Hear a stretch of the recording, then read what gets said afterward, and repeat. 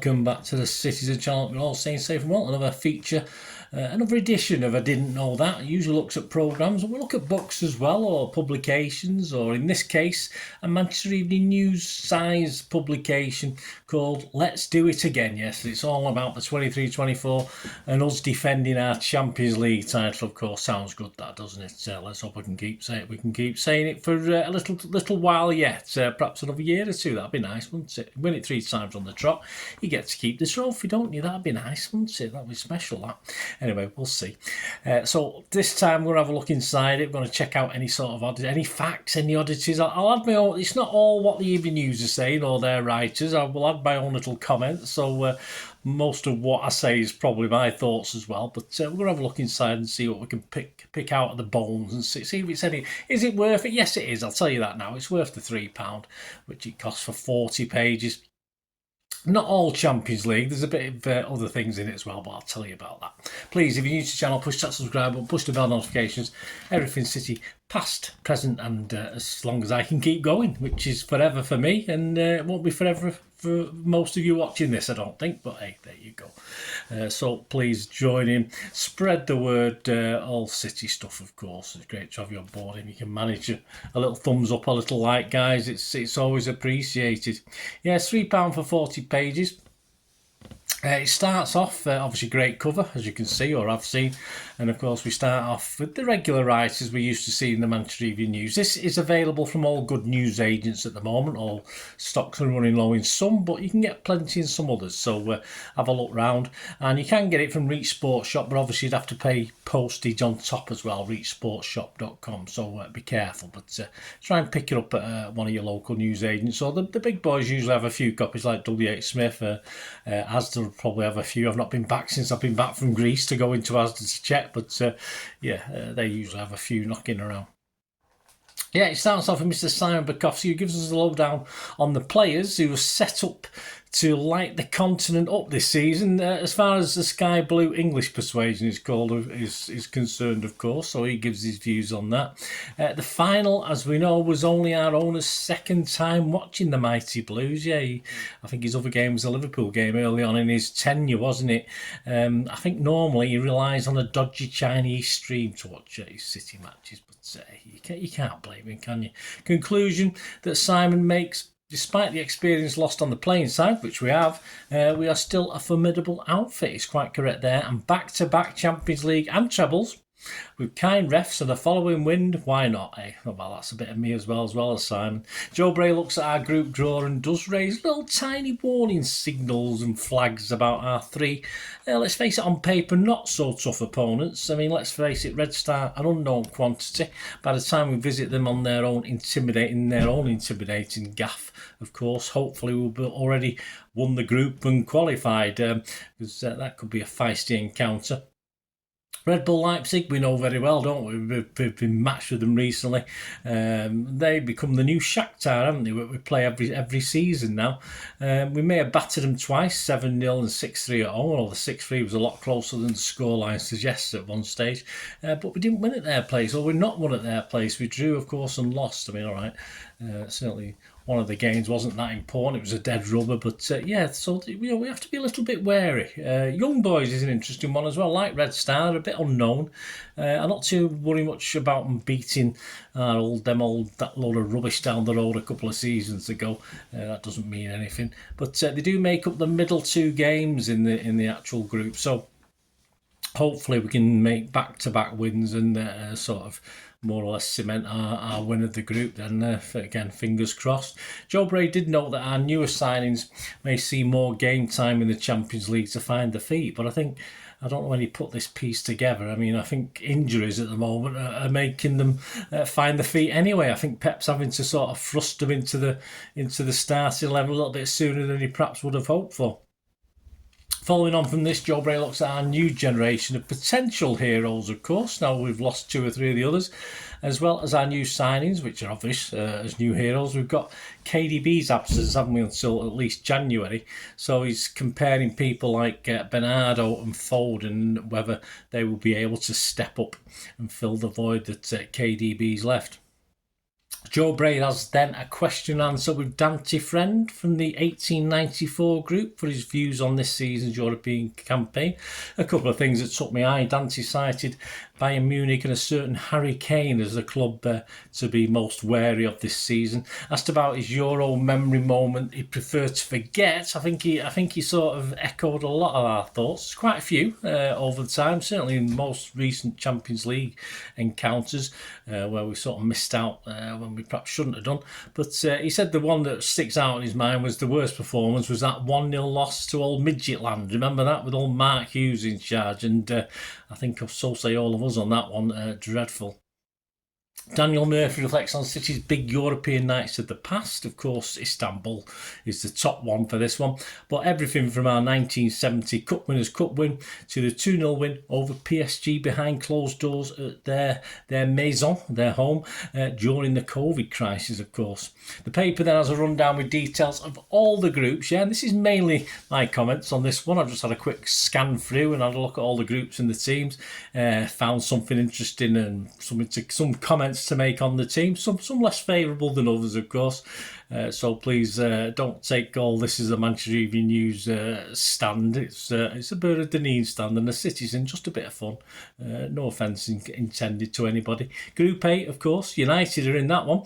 Last 8 campaigns, they've managed at best just 2 quarter-final appearances and been knocked out at the group stage 3 times. Absolute rubbish. Munich won their 11th German title on the spin last season. They were gifted it, really, weren't they? That's something for us to aim for, isn't it? 11 on the trot, that'll get some old piss boiling, won't it? That's for sure. FC Copenhagen, their best finish in this competition was a round of 16. Galatasaray, yes, our old friends United know about them. Nicardi is their star striker. 23 goals from 26 appearances last season, and so far this season he's got 7 goals in 7 appearances, so he's almost as good as our old big lummox Erling, isn't he? Group B, Sevilla, 37-year-old, of course, ex-Blue. Navas is still their captain and star. Lons has never got past the group stage, so we'll see. Arsenal is their first campaign for 7 years. Have they actually won it? Have they? No, they probably haven't.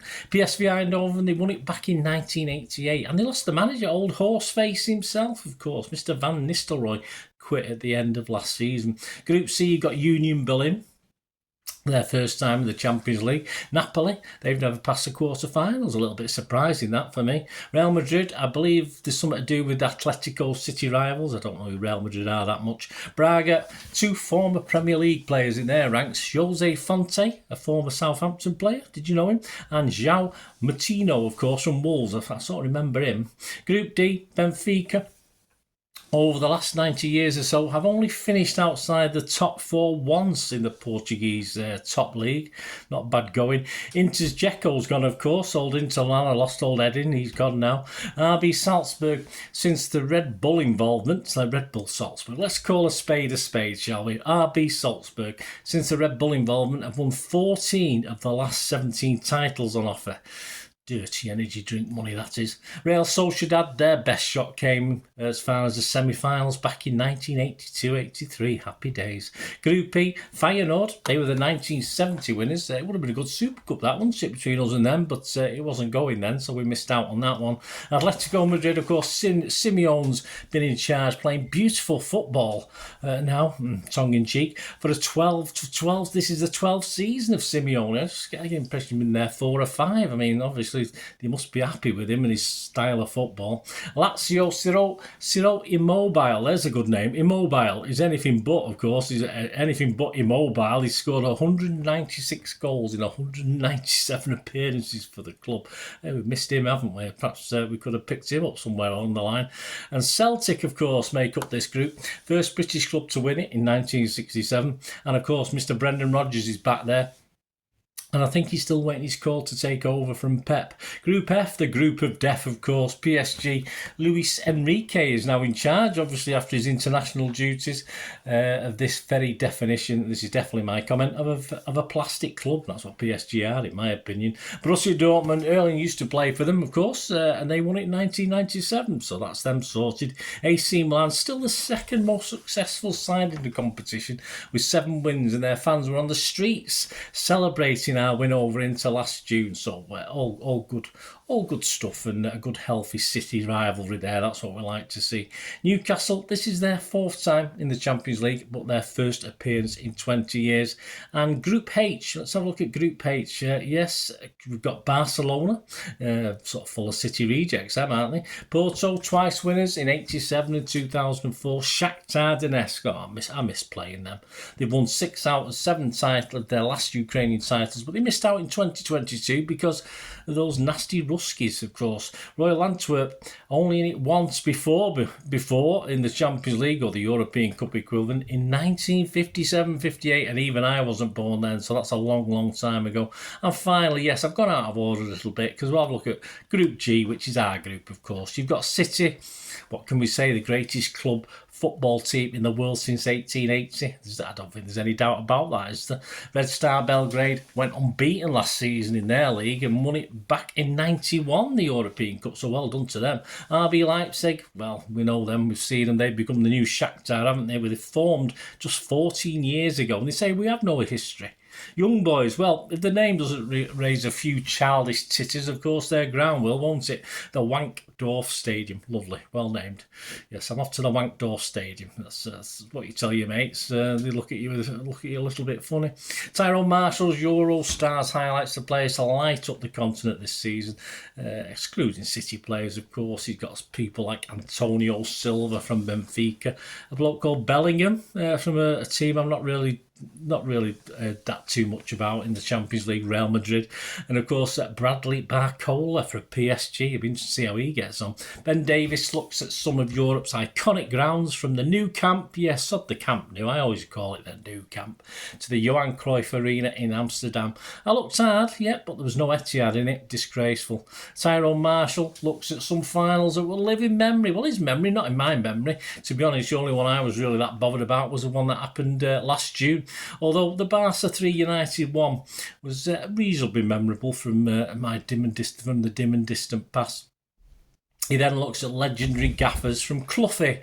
Yeah, he was okay. Timoni Maureen. And pages 30 to 38, the last quarter more or less of this publication. Look at the unimportant, so I'm not going to waste your time with it, unimportant Mickey Mouse Thursday night European competitions, the Europa and the Conference. So I'm going to pretty much ignore that. And then we've got little Rodders on the back page, lifting the cup on the back page there. I had to figure out who it was. His grinning face, I was totally thrown by it. And inside that, on page 39, we have some stats. You know me and my stats. I like stats from the European Cup Champions League, and these took my eye. At 43 years, 252 days, Marco Ballotta, hey, there's hope for me yet, was the oldest player to play ever in a Champions League game for Lazio in 2007. The youngest, I do sort of remember this, Yusufa Mukoko, 16 years and 18 days he played for Dortmund. The most common score in these European competition is 1-1. Yeah, so that's been played out 373 times. And the second most common score, some of these are Arsenal, I think, is a 1-0, 351 times. And Pep, of course, was the youngest coach to win this so far, 38 years, 129 days back in 2009 with Barca.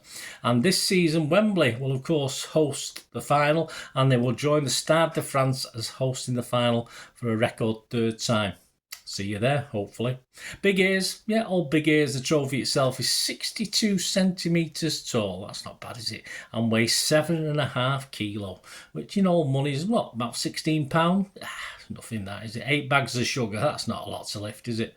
There you go, finished, done. Not a bad read, not a bad read for City fans, and it's not actually a bad read for non-City fans. So there's lots of information. I mean, there's obviously a few pages concentrating on City, but then he gets all the European competition, so it's a good read even for non-City fans, although obviously they might have to tear off the first few pages. But there you go. And as I said, this is available from all good news agents, and you can buy it with post and packing from reachsportshop.com. So seek that out, and let me know, guys, if you've watched it, anything that took your eye. But hope you enjoyed that. This little look at I Didn't Know That, the Manchester Evening News Let's Do It Again 23-24 guide to the Blues 23-24 Champions League campaign, plus other bits and pieces I wasn't as much interested in, but not too bad at all. Anyway, guys, until we meet again, I'll just have one thing, don't I, please, everyone. Stay safe, Blues and non-Blues. Oh, I'll be kind, non-Blues as well. Stay safe. But we'll finish off with, come on, City. Bye for now.